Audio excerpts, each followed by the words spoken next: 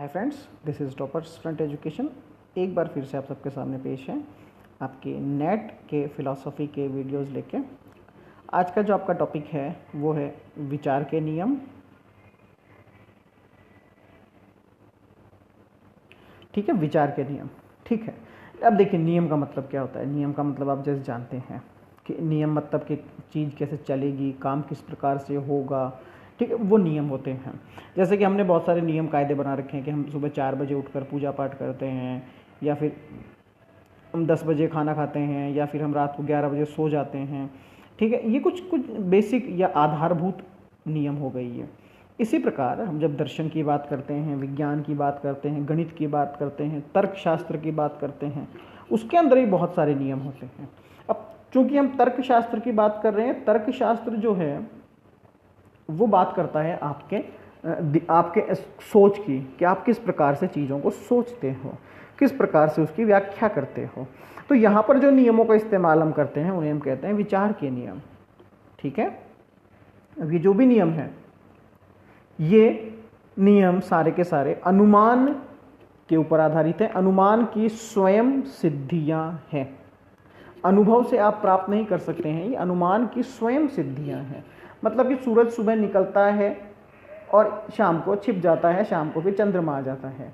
ये आप अनुभव से नहीं बता सकते हैं, ये आपका अनुमान है, बहुत सालों का, बहुत सैकड़ों सालों का एक आपका आइडिया हो गया है। ये आप चाहें कि मैं अनुभव करूं इस चीज़ को, महसूस करूं इस चीज़ को, तो वो कहीं ना कहीं पॉसिबल नहीं हो पाएगा।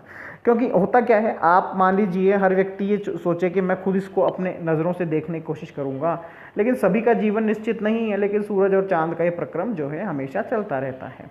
तो विचार के नियम हम दर्शन शास्त्र में पढ़ते हैं, क्योंकि तर्कशास्त्र या दर्शन शास्त्र जो है वो विचारों की बात करता है, इसलिए हम यहाँ विचारों के नियम पढ़ते हैं।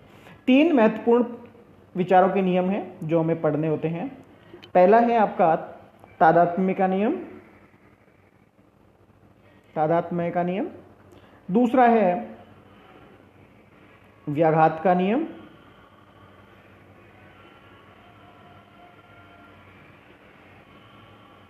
तीसरा है मध्य परिहार का नियम। ठीक है, 3 तरह के नियम हैं इसमें, जिन्हें हमें एक एक करके पढ़ना है। तादात्म्य का नियम क्या है? ये यहाँ पर आइडेंटिटी बताता है विचार की, या आप किसी भी चीज़ की, पदार्थ की, जो भी हो।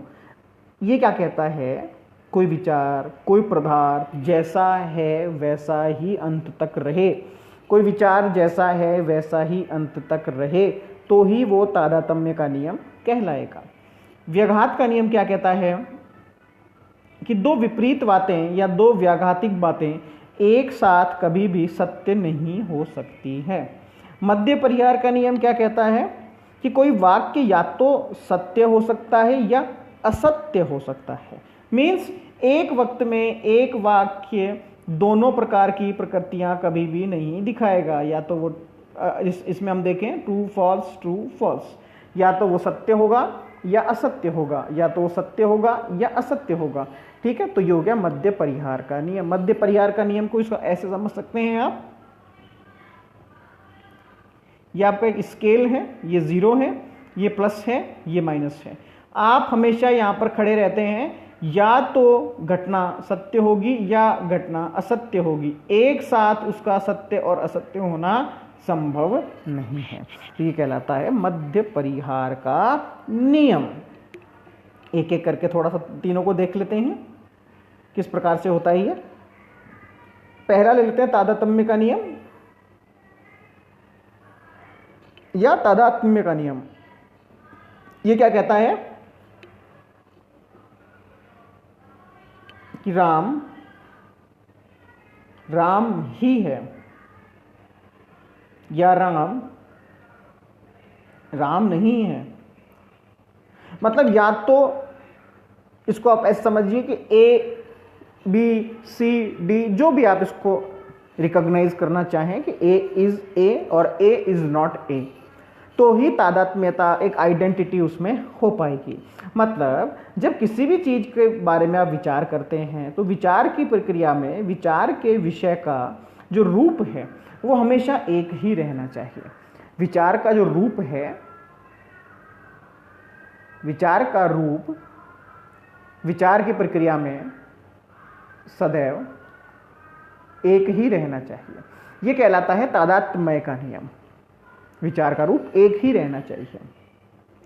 जैसे समझिए आपकी यदि बी ए है तो इसका मतलब क्या हुआ, बी ए है, बात खत्म। यदि राम राम है तो राम राम है, बात खत्म। अगर सूरज गर्म है तो सूरज गर्म है। समझ रहे मेरी बात को? तादात्म्य के नियम के लिए हमें जो विचार की जो प्रक्रिया हम शुरू करते हैं, उस विचार की प्रक्रिया में जिस वक्त हम विचार का शुरुआत करते हैं, उस वक्त जो उसका रूप रहता है वही रूप उसका हमेशा रहना चाहिए, तो ही तादात्म्य का नियम बन पाएगा। ठीक है, अब आप समझ रहे हैं।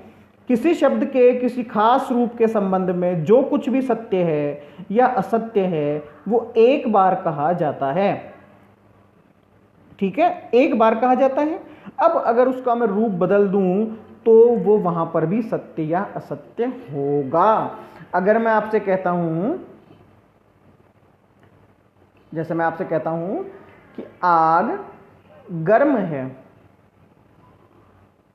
अब ये इस कंटेक्स्ट में मैंने कहा है कि आग गर्म है।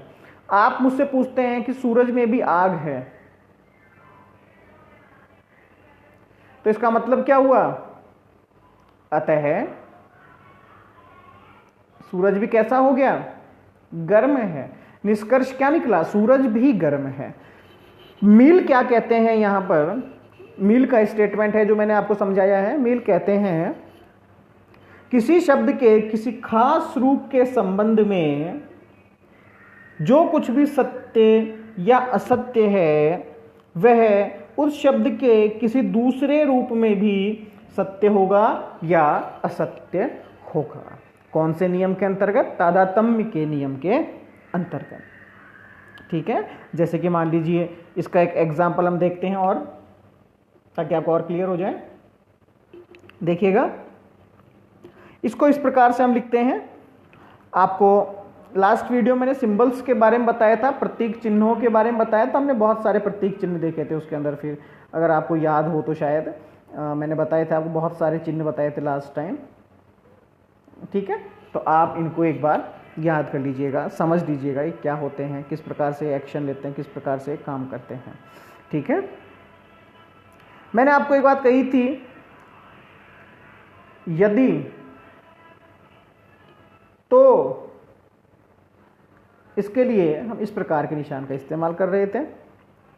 ठीक है, इसका मतलब क्या हो गया, P और Q। कल हमने यही देखा था और इसके कुछ नियम देखे थे। फिर किस प्रकार से इसको हम सॉल्व करते हैं। तादात्म्य के नियम के लिए हम क्या करते हैं, अब सीधी सी बात है, यहां पर Q नहीं आएगा। यदि P सही है तो P सही होगा, यदि P गलत है तो P गलत होगा। दो ही बात हो सकती है यहां पर। तो इसकी सत्यता सारणी का निर्माण इस प्रकार से होता है। चूंकि P एक ही है, ट्रू फॉल्स, ट्रू फॉल्स।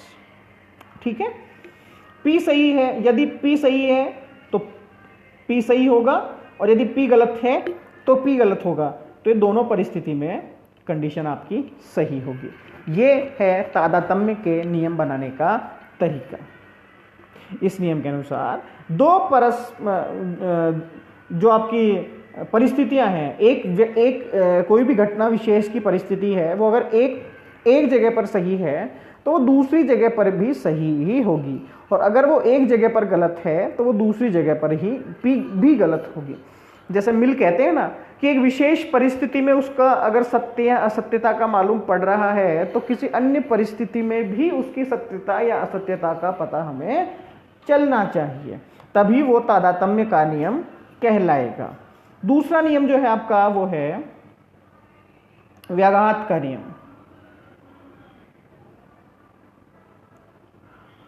व्याघात का नियम मतलब दो परस्पर व्याघातिक बातें एक साथ सही नहीं हो सकती है।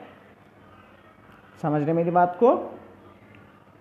जैसे कि आप कहें कि मैं पास हो गया, मैं फेल हो गया, क्या ये दोनों घटनाएं एक साथ होना संभव है?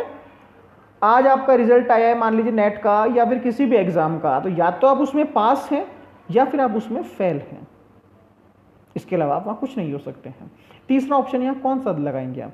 या तो एक बार में आप पास हैं या फिर आप एक बार में फेल हैं, उसके अलावा आप और कुछ नहीं हैं।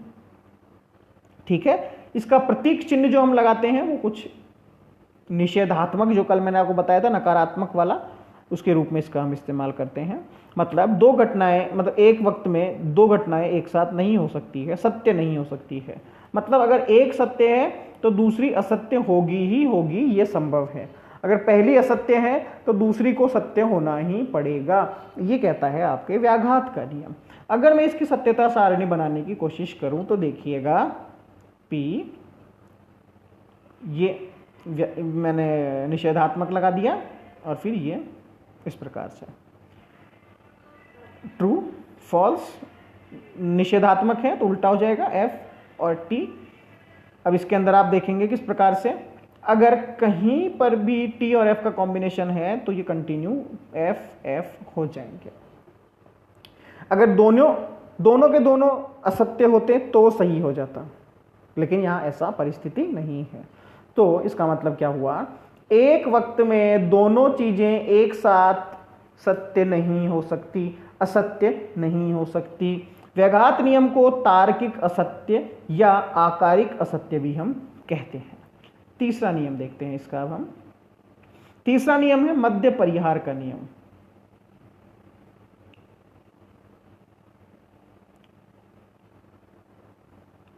कोई वाक्य या तो सत्य होगा या असत्य होगा,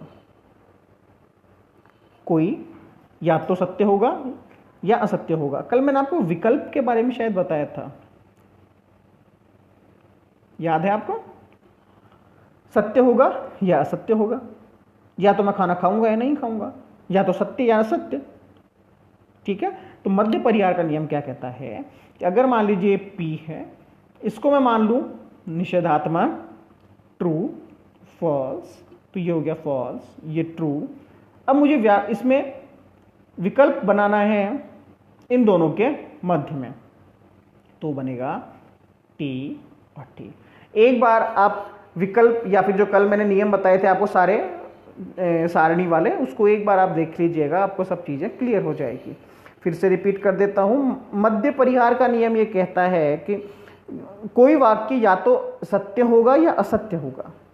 मतलब किसी भी वस्तु में दो विरोधी गुण में एक अवश्य ही हमेशा सत्य होगा, या तो रावण अच्छा था या रावण बुरा था। आप ये मत कहिए कि रावण दोनों का एक बैलेंस था, बैलेंस तो वो नहीं था। राम या तो अच्छा था या बुरा था, आप ये मत कहिए कि उसमें दोनों बराबर थे, नहीं, उसमें एक चीज ज्यादा थी। राम में अच्छाई का गुण ज्यादा प्रतीक होता था और रावण में बुराई का गुण ज्यादा प्रतीत होता था।